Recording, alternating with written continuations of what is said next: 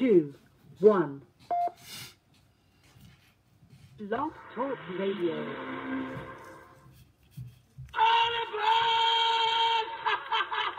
Don't touch me.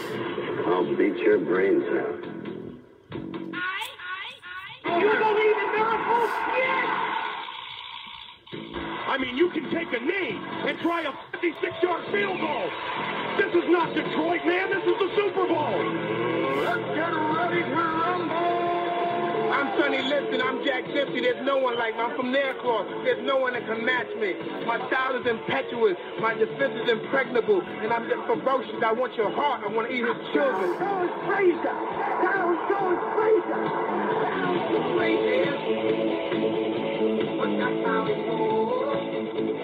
California! The big game! That's first! I think that the NFL knows what Randy Moss has done with marijuana. I think the NFL knows what Randy Moss does with marijuana. Playoffs? Don't talk about playoffs. You kidding me? Playoffs? I just hope we can win a game. Good morning. And thank you for joining me. Yeah, top of the morning. Those of you already on Facebook Live, the millions, obviously, listening around the world on Blog Talk Radio, live from Los Angeles. This is Tough Love. I'm Alistair Conrad. Top of the morning, everybody. Hope you all are doing just great. It's going to be like 75, 80 degrees and sunny here in Los Angeles today. I'm going to the beach. I got my swim trunks on. I'm ready to rock. Half hour today. I mean, holy. We've got NFL free agency. Odell Beckham Jr. to the Browns, Antonio Brown to the Oakland Raiders, Le'Veon Bell to the Jets. One out of those three I like. A ton of other NFL moves. The Vikings can't seem to get out of their own way. The Players Championship, UFC Fight Night last night, or yesterday afternoon, I guess, because it was in London. If you haven't seen that knockout yet, check it out. The underdog won. The smaller dude won, unlike Spence and Garcia, which was also last night. Massive fight. And once again, as the biggest boxing fan, unfortunately I have to hear it from, everybody that, boxing is disappointing and so forth because it was somewhat. But first things first, I just want to touch on this real quick. Russell Westbrook, love him or hate him, it doesn't matter.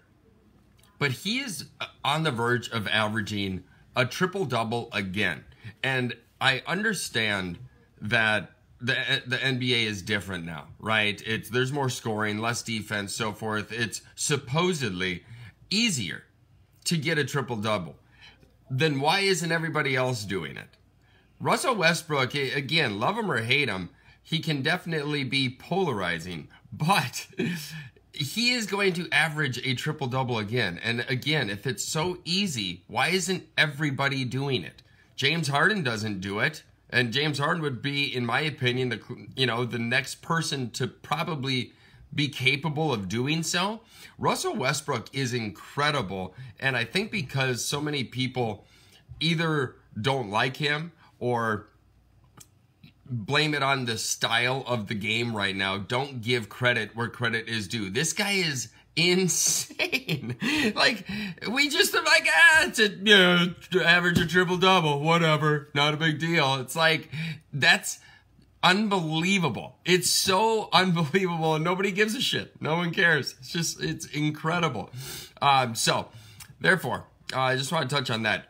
Second off, obviously, holy Hannah, the Browns in free agency win free agency, right? Can we say that they won free agency? But how many times, the Redskins, for whatever reason, come to mind? Does a team win free agency and then not make it, have it parlay to the actual season and success on the field? It's a lot of personalities in Cleveland that they're going to have to corral. And, a new head coach, Freddie Kitchens, is he going to be able to do that and get everybody, together? I truly believe Baker Mayfield. Oh, that was weird. What was that? Baker Mayfield is the piece that's going to make this work or not. It is 100% on Baker. And I am a huge fan of Baker, and I firmly believe he's going to make it happen. There's so many things that people are going to shoot down, and I talked to my buddy the other day, and he was like, oh, he reminds me of Johnny Manziel, you know, just kind of brash and cocky and so forth. I will say this, and I've said it before, there's a major difference between Johnny Manziel and Baker Mayfield. Granted, yes, they're both cocky, no doubt about it, but Baker Mayfield has had to fight for everything. He was a preferred walk-on at Texas Tech before transferring to Oklahoma and having to, fight for the starting gig there. Manziel had a prolific high school career, was a trust fund kid, grew up with all the money in the world, was a spoiled brat, played obviously very, very well at Texas A&M, but didn't have to, they went about it in different paths. I feel as though Mayfield's attitude, or at least perceived attitude and brashness and cockiness is him basically saying, F you to everybody who doubted me. And now that I'm doing well, y'all want to give me praise and so forth. When I was coming up, it wasn't, and I had to fight for stuff. And so basically, I feel like his attitude is him being, just telling everybody off. Whereas Manziel was just a spoiled bitch. And, his obvious talent in college didn't parlay, which I said on this show numerous times, way back when. It's so weird. I feel like somebody is on this show. I can hear. I don't have anybody calling in. I just want to make sure I'm not hearing things right now. I know that they are experiencing certain things, but I look like a little kid. I just kind of realized that I'm not going for the nerd look with the glasses. I just am getting old, and I truly think my sight is leaving really soon, and I don't know what it is. It keeps getting more blurry every day. I'm telling you right now, if I go blind, I'm going to go and play on the 101 and, play Frogger, and if I get hit, well, tough shit. I'm out. So therefore, I as far as the Browns go, offensively, you've got so many mouths to feed. But I believe because Baker Mayfield is the way he is, and I appreciate it. I like it. You know what? The chip on the shoulder of the big F you to everybody who now wants to be Baker Mayfield fans, and he can see through it.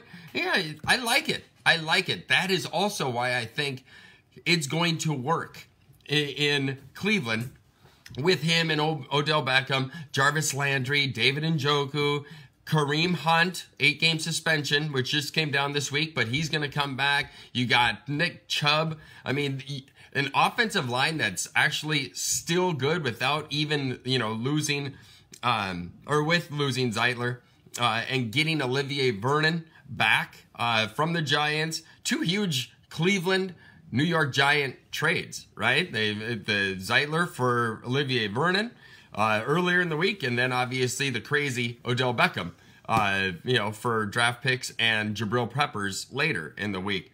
But you add Olivier Vernon on defense, so offensively you're stacked. Defense, you add Olivier Vernon in the trade to bookend with Myles Garrett, and then you add Sheldon Richardson, the former Viking, who had a decent year. He had a prove-it season, and he got paid. He did well. I would say he had a better last half of the year than the first half for the Vikings, but ends up going to Cleveland, gets paid 3 years, $30 million or something like that, to team up with Oguboji or whatever that dude's name is on the inside to form a really, really formidable front when it comes to their D line. You add, excuse me, who the hell else did they add? They added a safety, I'm pretty sure, or something. Either way, Cleveland, again, you can do all the things that you want in the offseason. Look at the Lakers when they added Karl Malone and Gary Payton and blah, blah, blah. They were decent, but, it was a lot of star power without a championship. So, how is it going to play out? You know, you look at Steelers and they end up losing Antonio Brown, and the Cleveland Browns add Odell Beckham Jr. I mean, there's a seismic shift going on in the AFC North right now. Baltimore, you know, I mean, you lost Mosley, Suggs, Eric Weddle, and another dude, a linebacker. Granted, you added Earl Thomas, which obviously is a huge get. Huge. You know, it's funny. There's so many things that happened this week. Le'Veon Bell to the Jets, Earl Thomas to the Ravens. Obviously, Antonio Brown last week to the Raiders. But I think the Odell Beckham Jr. trade overshadowed so much that, I mean, even C.J. Mosley, you know, who obviously jumped ship from the Ravens to the Jets, you know, those type of things get overshadowed. Landon Collins goes to the Redskins, the Giants. What is up with the Giants? You know, I mean, Golden Tate just signed there and said, oh, things aren't as bad as it seems. Well, you're going to have to prove everybody wrong because it looks really bad. Your offense is not even close to what it was. You know, and you're no substitute for Odell Beckham Jr. I'm sorry, Golden Tate. Eli Manning, I've said for how many years, number one, isn't a Hall of Famer. Number two is long in the tooth for about 5 or 6 years now. And you guys and Giants are reluctant to do anything about it. They could have franchise tagged Landon Collins and set up a trade. Instead, they just let him go. Like Dave Gettleman, maybe that is why he got fired from Carolina as the general manager, because he is, from the outside perspective, it seems as though he is submarining the Giants. I know they probably want to get back to, hey, run the football, play good defense, you know, but I have a feeling they're going to learn.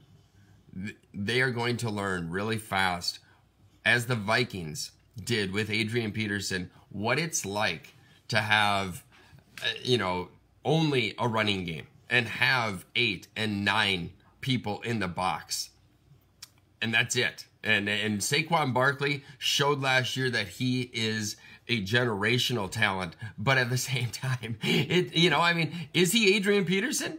I mean, it remains to be seen. Is he, though? You know what I'm saying? Because he's going to have to be able to have the production that AP had with the Vikings.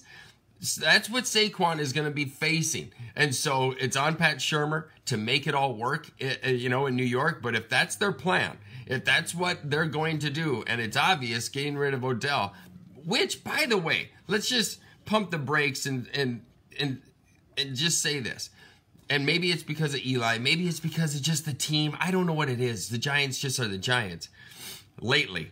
But it's not as though they were, you know, going to the playoffs year in and year out with Odell Beckham Jr., you know, on the team. So, you know, I mean, granted, were they a better team with him? Of course. You're not going to trade arguably the best receiver in the game and say, oh, we're better without him.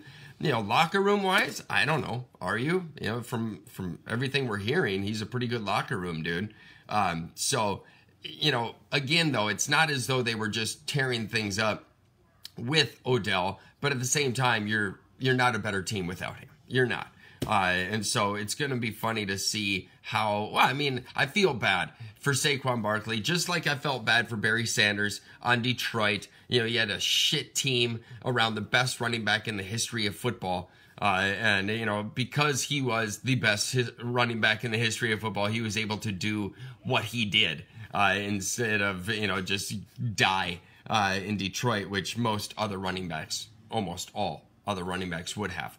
And so, you know, I feel bad for Saquon, just like I felt bad for Adrian Peterson, you know, when he had to deal with Tavares Jackson and Christian Ponder. You know, I mean, that is what Saquon is going to have to deal with in New York with, you know, Eli Manning, who's, you know, he's never been great. Why can we play? He's got 2 Super Bowls, just number one by an incredible defensive performance, and the greatest catch in Super Bowl history, aka luckiest catch possibly in the history of Super Bowl, and you know, another Super Bowl where he, you know, the defense balled out. So it's not like Eli is just this, game wrecker, and especially at this stage in his career.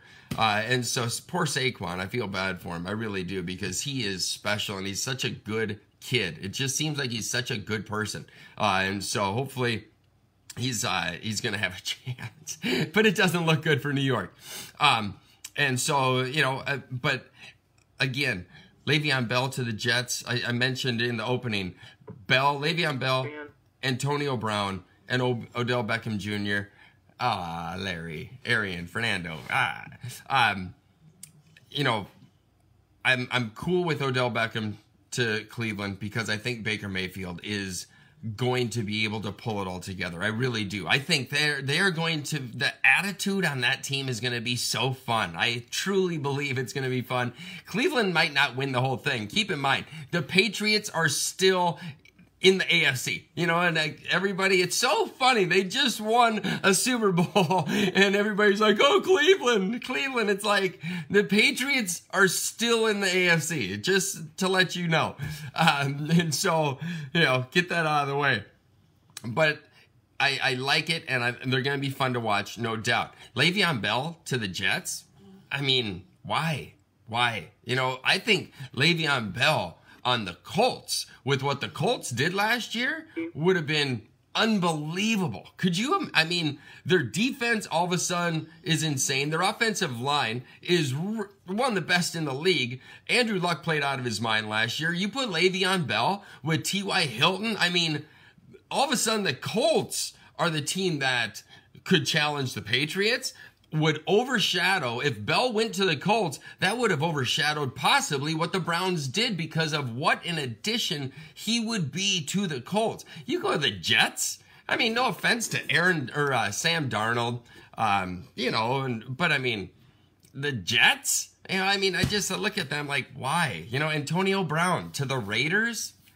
What are you gonna, there's certain things, it's like, I get that money is important. I do. I get it. But at the same time, it's like, it's 14 million, that much better than 12. Obviously, yes, I get it. It's $2 million. And if I had $2 million right now, you'd never see me again. Or at least I'd be doing this from an apartment in Tahiti or something like that. I would definitely, I get it. $2 million's a lot of money. But it just shows, like Earl Thomas to the Ravens. Like, why? Lamar Jackson has proven, even last year, he's on the decline. I guarantee you Lamar Jackson this year is going to do a RG3. It's just common sense. Anybody who knows football at all knows that Lamar Jackson is going to fail. It's just, Arian, he is trash. Eli Manning, that is. But Lamar, I get people are out for money grabs. Earl Thomas already has a Super Bowl. All right, so he wants to go and get paid where he can the most. Ravens are that team. Ravens are set up to run the football and play good defense. It's a good spot for Earl Thomas. It's a good spot for Mark Ingram. There's no doubt about it. But at the same time, they're not winning a Super Bowl with Lamar Jackson. They're not. They're not. I'm sorry. You got the Chiefs, Patriots, Cleveland now, Colts, Ravens, I'm sorry. They lost Suggs. They lost Mosley. They lost another linebacker. They're not, they lost Weddle. And granted, Earl Thomas is better than Weddle. But, a lot of guys are just chasing money. And I get it. You want to get paid. But at the same time, winning is really fun. It's so fun to win, And I just look at, Le'Veon Bell to the Jets, Antonio Brown to the Raiders. So you don't want to win. Okay, that's fine. You obviously are chasing money. That's fine. Whatever. To each their own. That's fine. But, just don't make it so goddamn obvious. How about that? I want to touch on the Vikings. As a Vikings fan, and a lot of people who watch this, obviously are back home in Minneapolis and so forth. The Vikings could not be any more fucking clueless, in my opinion. I look at things, and I don't understand why other people don't do this in other teams, but I look at things through the eyes of the Patriots. And what would Bill Belichick do? I truly do. Because he's proven that, you have to be cutthroat in a certain way to succeed. And if that means trading Richard Seymour, for a first-round pick at age 30 when he's still dominant, then yeah, that's what you do. He's proven that you have to be able to cut ties with people because it's a business and not get emotionally attached to them and make them stay around too long. And so with that said, and Anthony Barr re-signs with the Vikings. Now, I don't mind it if, in fact, you're going to utilize him differently. If, at UCLA, for the 2 years that he was an outside linebacker before he, was a fullback, he rushed the passer because he's 6'5" and 260 and wildly athletic. So, yes, an edge rusher makes sense. And then, he comes to the league, he has a great rookie season, and then wildly regresses. He made 4 Pro Bowls, but I just feel like they're not warranted. I don't believe he's Pro Bowl material. At least he was in the first year. Since then, not at all. So Vikings pay him and put sack incentives into his new deal, which makes me excited because since day one, I've said they should put him on the edge and let him rush the passer and see what it is. Certain people need certain motivation. You look at Andrew Wiggins, and I've compared these two for a long time, Barr and Andrew Wiggins. Nobody's got lethargy like Andrew Wiggins. It's shocking, but Anthony Barr needs to have motivation. You can tell when things are put on his plate, he performs better. So if you put sack incentives into his deal and you are going to change the way he approaches his game plan, and if you're going to make him rush the passer, maybe that will actually motivate him, stir the pot to be more effective. Because if you're paying him that much money, like you just did, to keep doing the same role, Vikings, you're fucking idiots, because he is going to turn into Albert Hainsworth, possibly. He needs motivation. So if you put him on the edge, that's great. With that said, Everson Griffin, you restructure his deal. Why? Why? He is obviously like Jared Allen, who, by the way, Jared Allen was great, but you could tell when he was on the decline. Jared Allen was on a decline. He had to go. Everson Griffin is following that same trajectory. He's on the decline. He's proven it, along with his mental issues. What the fuck is wrong with Minnesota teams? I just don't get it. Everson Griffin had to miss time last year because of mental issues. and then his game receded a ton at the end. And then you restructure his contract. Just get fucking rid of him. Just cut him. All right? Just cut him.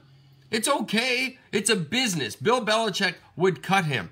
And then insert Anthony Barr. If you're putting the sack incentives in, put Anthony Barr where Everson Griffin is, or put Anthony Barr on the left side and Danielle Hunter shift over and put him where Everson Griffin was, and bam, you've got your crazy edge rushers. You got Weatherly as a backup still. What is going on? Why can I think of these things and nobody else does? You got no O-line help. You cut Remmers, who, by the way, you take from a right tackle and you put to a guard, which he's never fucking played before, and he terribly underperforms. Why? I can't imagine why. Weird. And then, so you get rid of him, and you don't do anything to the O-line in this free agency so far. Nothing. You had a guy, a center at Denver, Matt Patriots, who arguably was the best center on the market. One of the best O-linemen on the market. You could have got him. He signed 3 years, $27 million. You cut Everson Griffin, there's your money to pay that dude. Put him at center, move Elflein to a guard position, and bam, all of a sudden, now you're set up for the draft. At least more so than you are now, because now you're a shit show. You have no idea what you're doing. No idea. There's a part of me, and I know it sounds weird, but there's a part of me that thinks Mike Zimmer loves the defense so much that he wouldn't know what to do if the offense beat him in practice every day. You know what I'm saying? So there's a part of me that thinks that he tries to make the offensive line not that good so his defense can look better in practice. I swear to God, I don't know if I'm right, but it feels like I am. And so therefore, you had the opportunity to improve O-line. You don't even do anything. Nothing with it whatsoever. You've got Griffin that you could have cut. Waynes. What are you doing? Trey Waynes. You don't have to pay him the money until the season actually starts. So hopefully, I'm hoping, and you should have traded him. I don't know what you're doing. You've got Hughes coming back from injury. You've got Holton Hill. Trust me, Holton Hill and Trey Waynes are not that far off. For the money, you're paying Trey Waynes $9 million this season. Holton Hill is probably like $500 grand, $600 grand, something like that. Maybe not even. Maybe not even. Guy's on a rookie minimum. He was an undrafted free agent. Guy's not making shit. And he's got the same skill set, probably better than Trey Waynes, who sucks.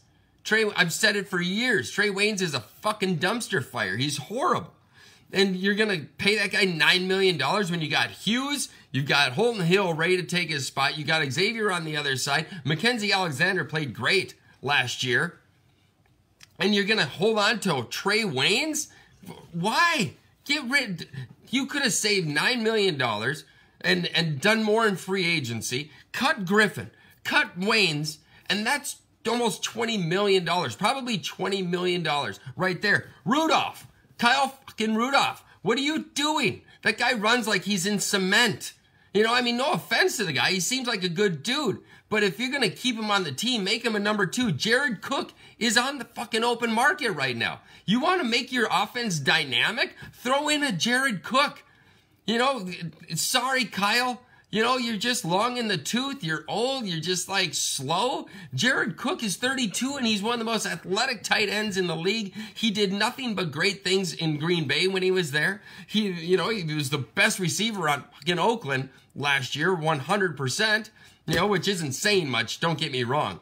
But Jared Cook, like Matt Paredes, you could have really, really improved your offense. Really improved your offense. Get rid of Waynes. Get rid of Griffin. These are things that Bill Belichick would have done. 100%. It's not even a question. You're taking Griffin, who had mental issues, and you're restructuring it, like... Eric Berry is available right now. I don't know. I know he has not played a lot in the last 4 years. But two things. Number one, he beat fucking cancer, which is one of the things. So throw him a bone on that. And then he had, an ACL injury, an Achilles injury. He hasn't played a lot in the last 4 years. He is still Eric Berry. And he showed it when he played this past year. As minimal as it was, he's still Eric Berry, and he still brings a leadership and a mindset to a locker room that is, on the Vikings, seems to be needed. And if you pair him with Harrison Smith, holy Hannah. I know we got Anthony Harris, and I like him, but come on, man. Come on. That would just be such a great... duo. There's just, I've been on a 10-minute tangent bashing the Vikings, but come on, it's like, what are you doing? What are you doing? It's just, you lose Sheldon Richardson. Obviously, you hopefully have a plan in place. But 60 seconds left. I will close on this. The Patriots are the Patriots. Seconds. Last year, they made Nate Solder look really good at left tackle. He signs with the Giants. Record offensive contract at the time. Sucked this year. Trent Brown, 7th round pick by the Niners. Sucks. The Patriots get him for a song. Put him at left tackle. With their offensive line, the quick release of Tom Brady, the offensive line coach in Sarnekia, they make Trent Brown look great. He signs a record contract for a left tackle offensive lineman. 2 years in a row. If you want to make money, go to the Patriots. But when are people going to learn? You aren't going to make people who have come from the Patriots better. They've done what they've done at the Patriots. Coaches included. Where's there ever been a coach that has succeeded? 10 seconds. I'm out. Tough love is out. Drive fast, take chances. Those of you on Blog Talk Radio, thank you. Facebook Live, I love you guys. Have a great Sunday fun day. Ciao.